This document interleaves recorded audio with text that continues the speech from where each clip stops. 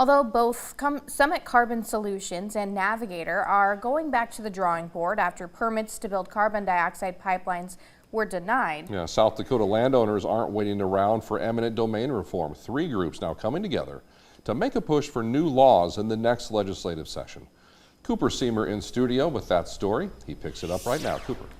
Brian and Andrea, South Dakotans First is made up of 3 groups: Dakota Rural Action, Landowners for Eminent Domain Reform, and South Dakota Farmers Union. They say it's their job to get lawmakers on board with eminent domain changes before the next legislative session is over with. We've got several people that are to the way. Private companies using eminent domain is something that Doug Somke says is his top concern for South Dakota landowners. The South Dakota Farmers Union president says their organization and South Dakotans First aren't opposed to eminent domain, but it needs to be a public project like a fire station, highway, or bridge. The cheap slogan I use is eminent domain for private gain is no way to go.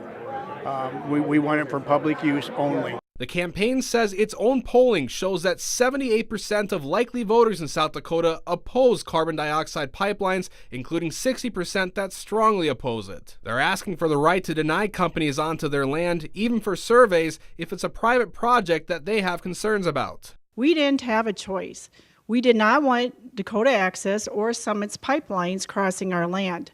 And we should have a choice. The choice to agree to a project or the choice to say no thank you. Aaron Johnson, a landowner and member of Dakota Rural Action, says one of the proposed carbon dioxide pipelines would sit less than 1,000 feet from his home. And as an organic producer, he says there's very little these pipelines would do to financially support his family. Thousands of South Dakotans are going to find themselves in a similar situation if this pipeline comes through.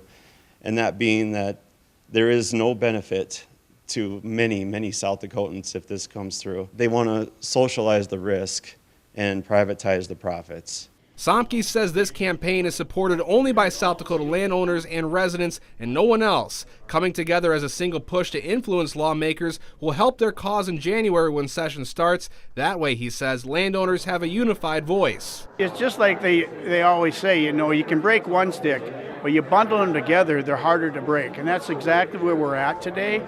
And plus, it gives you respect. And these people deserve respect. Their legislators deserve to respect them.